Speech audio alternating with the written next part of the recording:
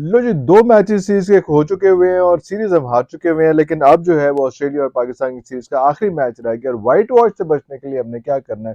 White wash से बचने के लिए हमने एक तो बहुत ढेर सारी दुआएँ करनी है, दुआओं के बगैर जो है गुज़ारा नहीं है, दुआओं के बगैर जो है चीज़ें पूरी नहीं हो सकती। लेकिन दुआओं के साथ-साथ जो है कुछ चेंजेज़ मेरा ख़्याल है हमें अपनी टीम में करनी चाहिए और कुछ चेंजेज़ वो क्या हो सकती है उसके बारे में डिस्कस करेंगे, लेकिन उससे पहले हम आपको बताएँगे कि एम एस धोनी ने बड़ी मज़े की बात की है। एम एस धोनी एक इंटरव्यू में बैठे हुए थे और वहाँ पे उन्होंने कहा कि यार जब उनसे पूछा गया कि फूड आपने इतने मुल्कों में ट्रैवल किया, फूड कहाँ की किसकी कौन-सी ज़्यादा अच्छी है? तो उन्होंने कहा कि यार फूड जो है ना वो पाकिस्तान की फूड बड़ी अच्छी है। वहाँ पे जब मैं गया था तो वहाँ बहुत मज़ा आया। 2010 में आई थिंक शरीफ साहब के दौर में यहाँ पे आए थे और मैं लंबे-लंबे मेजरा के बाल रखे थे, लेकिन स्ट्रेट बाल थे, मेरे तो घुंघराले बाल हैं, तो स्ट्रेट बाल थे उसमें। तो वहाँ पे आके जो है उन्होंने कहा कि जनाब वो जो पाकिस्तान में गया था और पाकिस्तान में जाके जब हमने खाने खाए थे तो वो खाने मुझे अभी तक आज तक याद है। बड़ी इंटरेस्टिंग बात है, मुझे मज़ा आया इस बात सुन के कि अभी तक जो है वो इस तरह से प्यार करते हैं और वही प्यार जो है उसी तरह का है। जबकि पाकिस्तान टीम अगर जो लास्ट टाइम जो गए थे कुछ मसाइल थे जिसकी वजह से इतना वो नहीं वहाँ पे जा सकी, लेकिन वो जो टाइम था जहाँ पे पाकिस्तानी टीम जाती थी और जाके वो मुख्तलिफ शहरों में घूमती थी, गलियों बाज़ारों में घूमती थी, कोई ऐसा मसला नहीं होता था, कोई ऐसी पॉलिटिकल टेंशन नहीं चल रही थी। तो वो उस वक़्त जो है वो पाकिस्तानी टीम ने भी वहाँ पे बहुत एन्जॉय किया हुआ है। इसके साथ-साथ ये सिलसिला भी बिल्कुल रहा है कि जब इंडियन टीम यहाँ पे आती थी और इंडियन टीम आपके यहाँ पे परफ़ॉर्म करती थी और परफ़ॉर्म करने के अलावा जो है वो गलियों बाज़ारों में बड़े आराम से खुले दिल से फिरते थे, खाने खाते थे, कपड़े खरीदते थे, सारा कुछ होता था। तो उनको बड़ा प्रोटोकॉल मिलता था और बड़े लोग प्यार से, बड़ी चाहत से, बड़े लाड से उनके साथ मुलाकात करते थे और उनको अक्सर ऐसे होता था कि जो खाते-पीते थे या जो सामान खरीदते थे यहाँ से अपने फैमिलीज़ के लिए और सबके लिए, तो उसमें उनसे पैसे नहीं माँगे जाते थे। बड़ा इंटरेस्टिंग सारी सिचुएशन थी।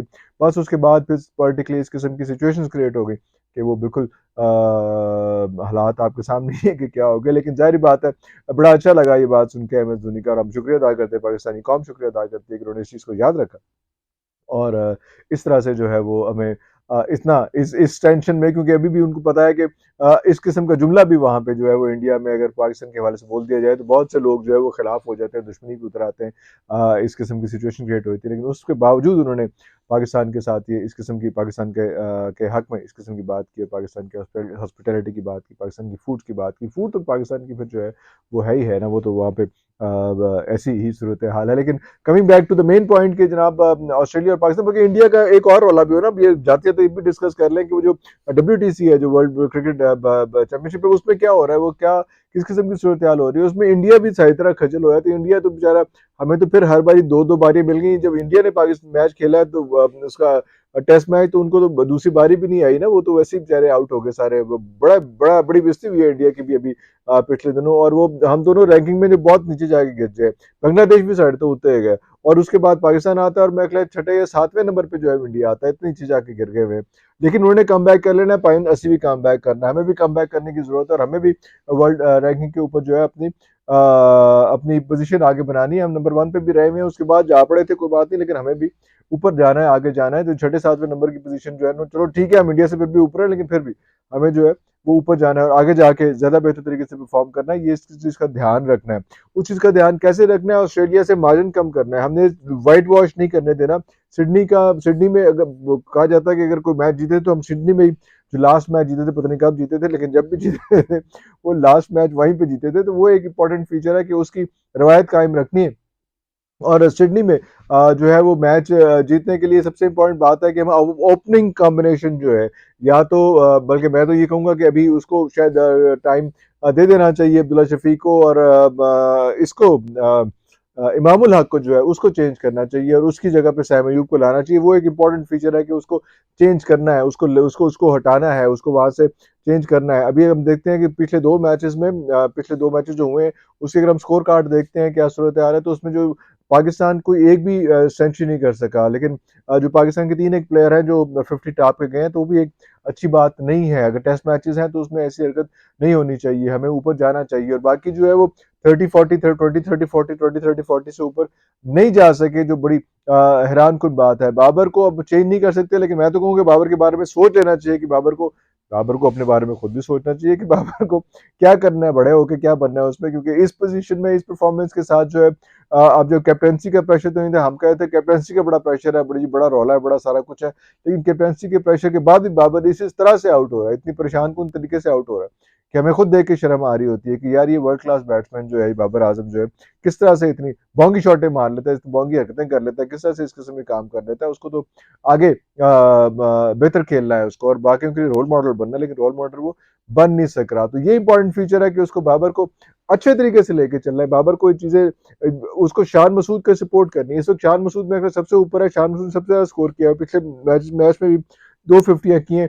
Although they were not enough, उसको मजीद आगे जाना है, उसको सैकड़े मारने। उसने अपने प्रोग्राम अपने जो मैच के बाद इंटरव्यू है उसमें भी उसने ये कहा कि जनाब हमें इस पर नहीं रुकना चाहिए था, हमें आगे जाना चाहिए था और आगे जाके हमें सेंचुरी, जब तक सेंचुरीज नहीं होंगी, हमारी टीम में हमारे प्लेयर सेंचुरीज नहीं करेंगे, तब तक मसला इसी तरह से फंसा रहेगा उसमें। तो ये माइंडसेट तो अच्छा है, विजन तो अच्छा है, लेकिन इस तक पहुंचने के लिए कौन सी हरकतें करनी चाहिए, कौन सी चीजें करनी चाहिए, वो बहुत इंपॉर्टेंट है कि किस तरह से उसको उन सब चीजों को वहां तक लेके चलना है। रिजवान पे बहुत प्रेशर आ रहा है, रिजवान बहुत ज्यादा बेहतर तरीके से उसको खेलना चाहिए। उसके बाद साउथ शकील जो है वो परफॉर्म बिल्कुल नहीं कर पा रहा, लेकिन हमारे पास मेरे ख्याल इस पर कोई ऐसी ऑप्शन हम लेके नहीं गए हुए कि हम साउथ शकील को जो है वो हटा सकें। मीर हमजा बड़ा अच्छा परफॉर्म कर रहा है, बड़ा अच्छा जबरदस्त खेल रहा है। आमिर जमाल ने बड़ा अच्छा परफॉर्म किया सारा कुछ। और जिस तरह से लग रहा है कि जो नए प्लेयर्स हैं जो जो उन पिचेस से पहले बहुत ज्यादा नहीं खेले हुए, ये बिल्कुल भी नहीं खेले हुए, वो उन पिचेस का इतना फायदा उठा रहे हैं। तो जो पुराने प्लेयर्स हैं, अब तो खैर शाहिन शाह अफरीदी भी जो है वो भी रिदम में आ गए हैं और अच्छा परफॉर्म कर रहे हैं,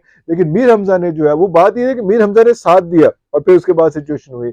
आमिर जमाल जो है वो साथ जुड़ा और सारी चीजें इस तरह की हुई। तो ये सारा कुछ जो है वो उसमें खुरम को बड़ा मिस करें, खुरम शायद उसको वो होता तो बड़ा अच्छे तरीके से वो भी परफॉर्म कर रहा होता, लेकिन वो इंजरीज का क्या करें हम, कि इंजरीज हमारी काबू नहीं आती और इस तरह की सूरत हाल हो जाती है। लेकिन मेरा ख्याल है कि हसन अली जो है वो अब वो भी जो है बूढ़ा हो गया, क्योंकि अच्छा मैं जो उसकी बात कर रहा था वहाँ पे सऊद शकील की, वहाँ पे एक ऑप्शन हो सकती है कि एज अ बैटर जो है वो हम उसको सरफराज को खिला सकें, लेकिन वो बुरी ऑप्शन है। सरफराज के रिफ्लेक्सेस पिच के पीछे भी, मतलब विकेट के पीछे भी और विकेट के आगे भी रिफ्लेक्सेस इस किस्म के नहीं रह गए हुए कि वो ऑस्ट्रेलिया में, ऑस्ट्रेलिया की पिचेस पे, उनकी तेज पिचेस पे इस तरह से मेरे ख्याल खेल सके। तो सरफराज को ले जाना, मैं पहले भी कहा था कि उससे बेहतर था कि जिससे बाकी प्लेयर्स को हमने ट्राई किया है, जिस तरह से हमने मीर हमजा को ट्राई किया है, आमिर जमाल को ट्राई किया है, बाकी प्लेयर्स को ट्राई किया है, उस तरह से उन्होंने परफॉर्म भी किए। उस तरह सरफराज की जगह भी किसी और को चांस देना चाहिए था, कोई ऐसा विकेट कीपर बैट्समैन होता। लेकिन ऑब्वियसली रिजवान ने भी अच्छा परफॉर्म किया, रिजवान ने बड़ा अच्छा कम बैक किया। रिजवान के कम बैक से प्रेशर ज्यादा जो है बाबर पे भी आ गया कि बाबर को भी जो है अब नया साल शुरू होना है, ये 2023 बैड पैच बाबर का खत्म हो चुका हुआ है। तो अब जो नया मैच शुरू होगा वो 2024 में शुरू होगा, तो वो एक उसको इंपॉर्टेंट फीचर है। लेकिन अब हम जाते हैं बॉलिंग स्टेटस में, बॉलिंग बाकी सारा कुछ ठीक चल रहा है उसमें, लेकिन हसन अली जो है वो मिसिंग लिंक लग रहा है। तो उसकी जगह अब आपको देखना है कि उसको जो है वो वसीम जूनियर को खिलाना है या किसी स्पिनर को वहाँ पे ले जाना। स्पिनर सिडनी में स्पिनर भी जो है वो काम दिखा सकता है। तो अब वो एक इंपॉर्टेंट फीचर, दो चेंजेस का जो है वो लग रहा है उसमें कि ओपनिंग कॉम्बिनेशन में एक चेंज, कोई एक बंदा जो विच आई रिकमेंड के इमाम उल हक को जो है रुकना चाहिए, होल्ड करना चाहिए और किसी और को आना चाहिए। और जो अगर बॉलिंग कॉम्बिनेशन के ऊपर आप देख रहे होते हैं तो बॉलिंग कॉम्बिनेशन में हमें जो जरा जरा वीकर लिंक, जो मिसिंग लिंक लग रहा है, वो हसन अली का लग रहा है कि हसन अली को चेंज करने के बाद उसकी जगह पे किसी और बंदे को खिलाना चाहिए और वो ज्यादा मतलब बेहतर एग्जीक्यूट भी कर सकेगा और ज्यादा बेहतर रिजल्ट भी दे सकेगा। Hasan Ali I think is has has played his game, now he has had it, बस काफी हो गया उसके लिए। और काफी हो गया इस व्लॉग तक के लिए। अगले व्लॉग तक के लिए पाकिस्तान जिंदाबाद।